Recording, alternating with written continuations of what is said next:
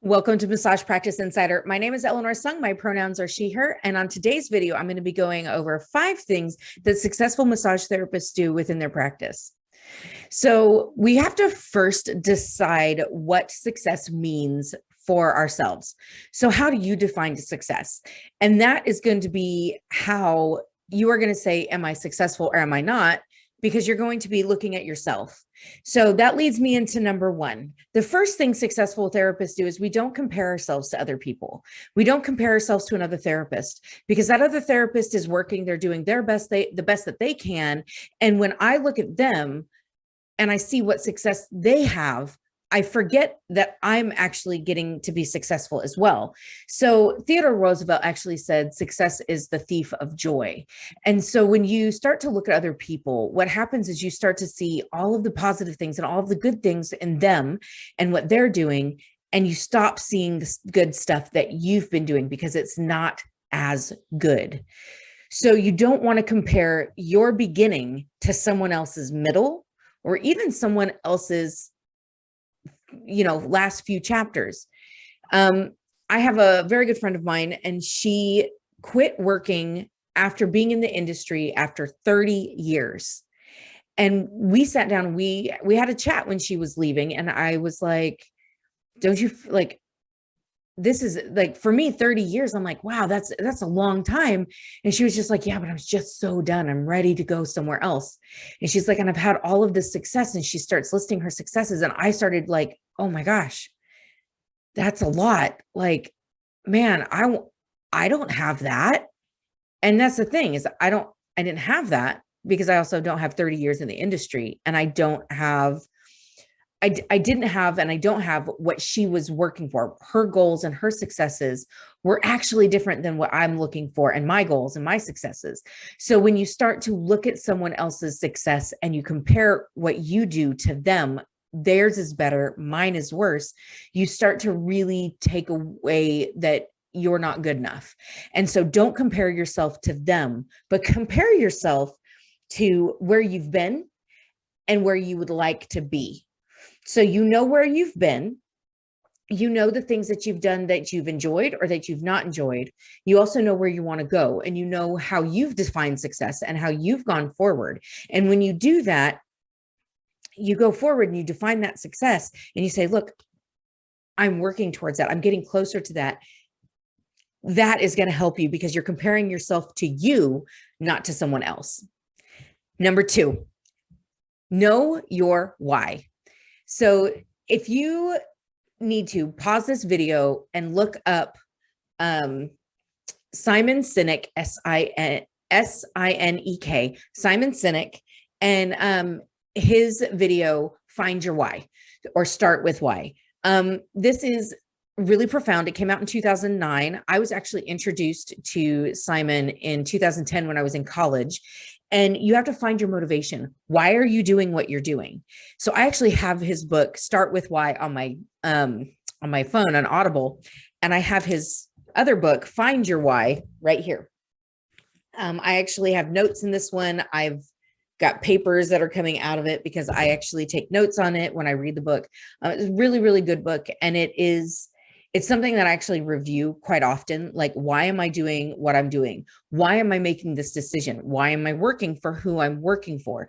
If it matches with my values and it matches with who I am, that's motivation for me to be where I am, or to be going in the direction I'm going. Let's say you get into a rut and you're working for a company and you say, why am I working here? What are my values? And what is it like? What do I value? What do I put into success? Like, how am I going to be a success? Is this going to help me get there? If you're why you are like, I worked for a franchise for a very long time. And the reason I worked there, the why, was because I was comfortable and I wasn't willing at that time to step outside of my box. And so the why that I had at that time was I needed stability, and that gave me stability. Like, for my husband, that's why he works for the company he works for, is because it's stable. It's almost not really guaranteed income, but he goes to work and he's booked. And the days that he's not booked, he's actually grateful that he's not booked. He's like, I've been working really hard. I'm really glad that I had 2 appointments that didn't get booked today, or I had 2 clients that didn't show up or that canceled or whatever. And he is grateful for those. Like, he's like, okay, good. Because his why for working there is stability. He likes the stability of knowing he's going to do a minimum of a certain number of massages every week, because it just hasn't been any different except for when we were closed down because of the pandemic and then building up after the pandemic. That's it. Other than that, for 6 years, he's been with this particular company for 6 years. This month, it's going to be 6 years, and he has that stability, and that's his why. That's the motivation for him to go to work and for him to do what he needs, to go to work. It's stability, means financial freedom, financial stability means he gets to pay his bills. And so he goes to work and he does what he needs to do. Where my why is a little bit different. The reason I have my own business is because it gives me the flexibility and the opportunity to, one, coach and to mentor and to give information and teach as I need to teach, create courses as I need to create them. But it also gives me the ability to be with my children. And I love it. I love what I do. I've been a massage therapist. My why as a massage therapist is much more in depth, and I do know my why. So once you figure out your why, that is going to help to motivate you to go into the right direction and to reach your goals. Number 3 is to have a really good support team. So what I'm talking about by support team is I'm talking about finding a coach, finding a mentor, somebody that can help you decipher decisions within the career and to talk about what you're doing within your career and even the industry as a whole. So I've had a business coach for 4 years, and that made, like, I had a goal of leaving the franchise that I worked at within 5 years. And that was in 2017, I made that goal. In 2018, I left working for that company, and now I work solely for myself and fully by myself. And I do attribute that to finding this business coach, because I was able to talk to her and say, I'm having struggles with this. And she was able to say, look, here's some ideas for you. Here's how you can improve. Here's how you can get better. And I was like, okay. And sometimes I would say, this is the direction I'm thinking about going in. And she'd be like, okay. And she'd stop and she'd remind me of my why. She'd remind me of certain things, and she'd ask questions, and she'd really start to help me hone and define why I'm making these decisions. So sometimes I'd make decisions because I'd have a fear of missing out. And I'm like, well, I want to do this because everybody else is doing it. And she's like, okay, but why? And so it's like, okay. And it was really, really helpful. And I definitely say, get yourself a business coach, get yourself a mentor, somebody that you can talk to. And it doesn't have to be somebody that is going to give you like full advice that you're like paying a lot of money to. It could be you have a group of massage therapist friends that you guys just get together and you talk about business and what your goals are and how you want to get there. And they're able to then ask questions and see things from an outside perspective and to give you that outside perspective.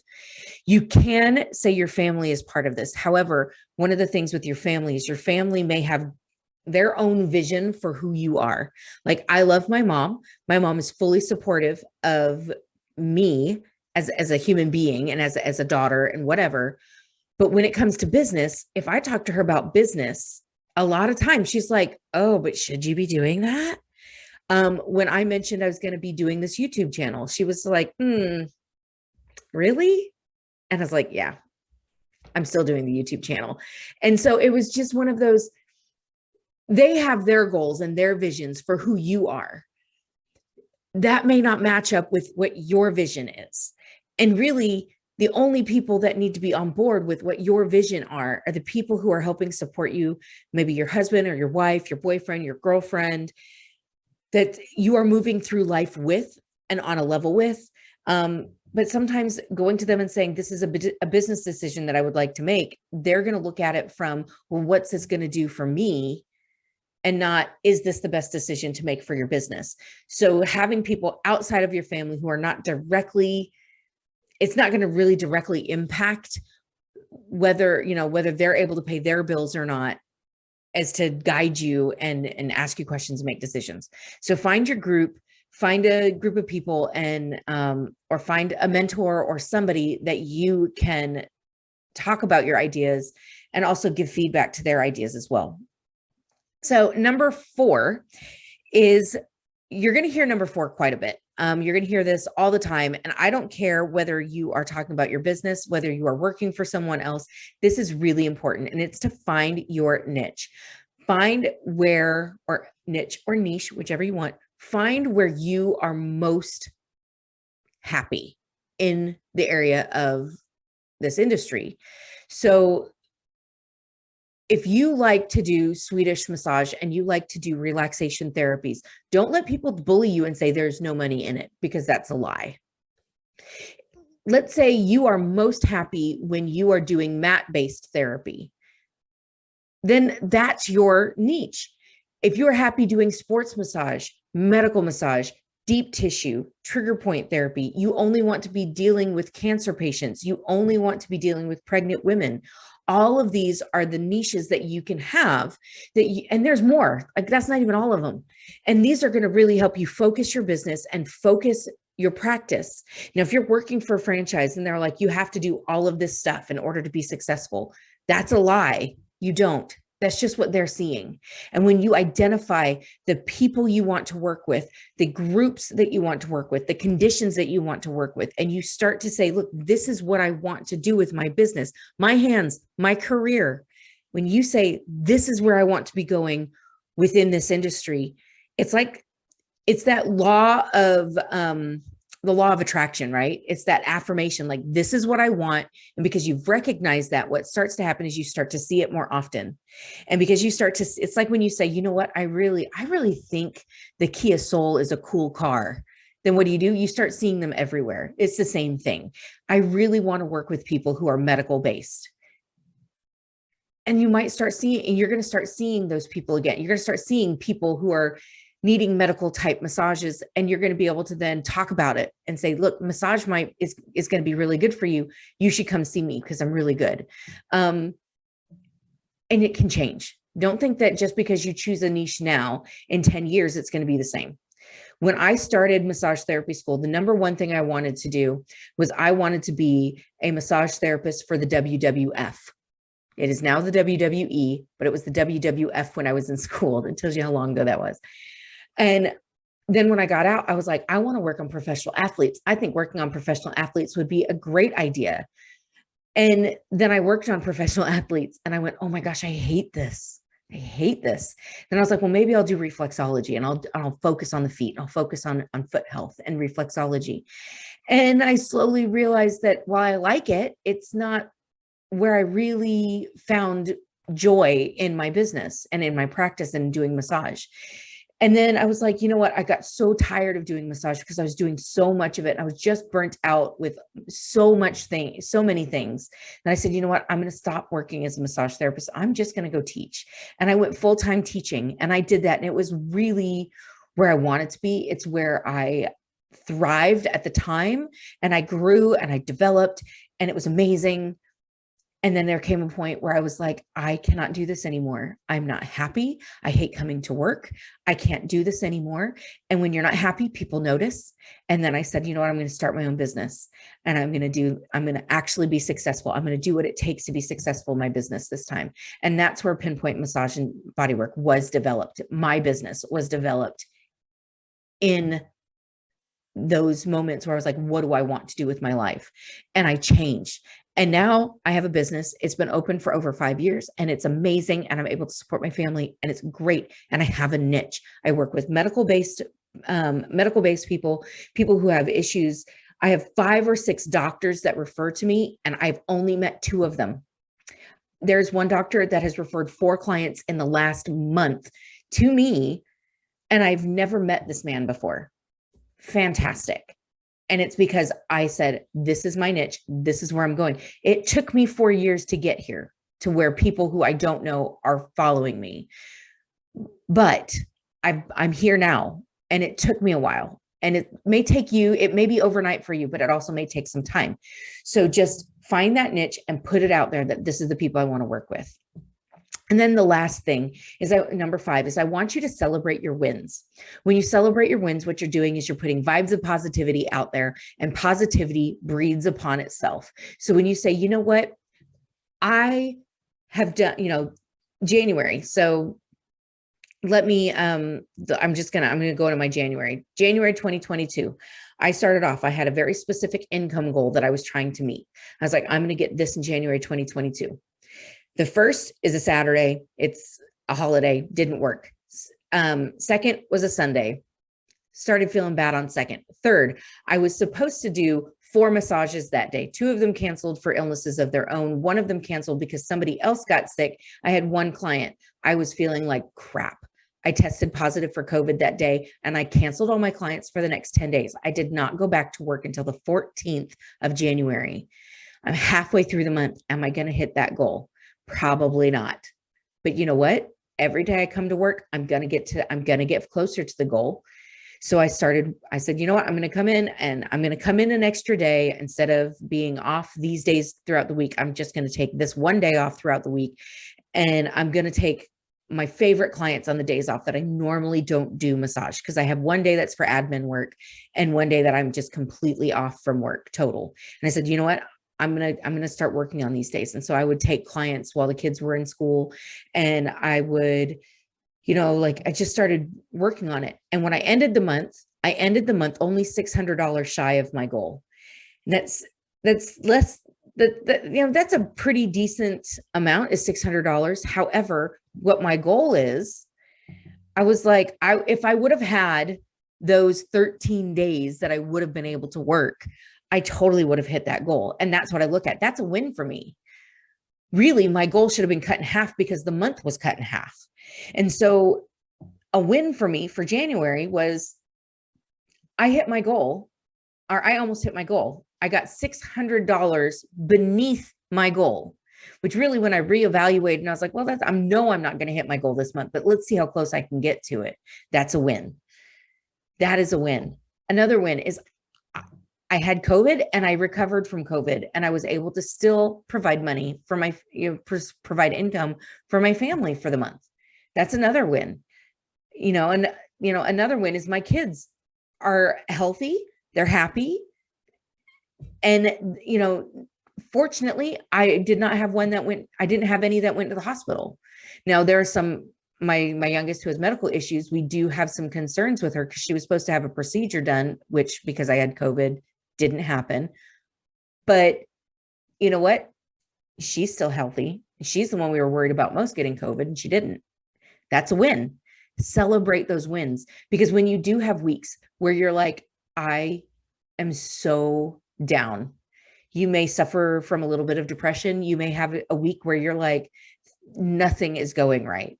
So many people are canceling on me. So, nothing is going right. And when you look back on those wins, then you see those wins, you'd be like, you know what? But there's weeks where nothing has gone wrong. Okay, I'm going to go back to this. And you really just focusing on those wins allows you to put that into that positivity out there. My therapist, he actually has me do a gratitude journal every night. He said, you need to do a gratitude journal. And what I do is I have a calendar, just like a little side calendar. And on the month, I actually just write 3 things that I'm grateful for, or 3 things that happened that were really good. And that really helps me, because when you breathe that positivity and that gratefulness, you start to notice, because when you allow that to come into your life, you start to notice that it gets better. And this is something that therapists and psychiatrists do all the time with their patients. So, so keep that positivity going. And when you don't feel like you can, even if your win is getting up and getting out of bed and making yourself ramen noodles for lunch and then going right back to bed and binge watching whatever Netflix series is popular. My friends right now, it's Downton Abbey, but that's because the new movie's coming out. Even if that's your win, that's a win. You've done something, and that's fine. Wins can be big, they can be small. So just make sure that you do celebrate them.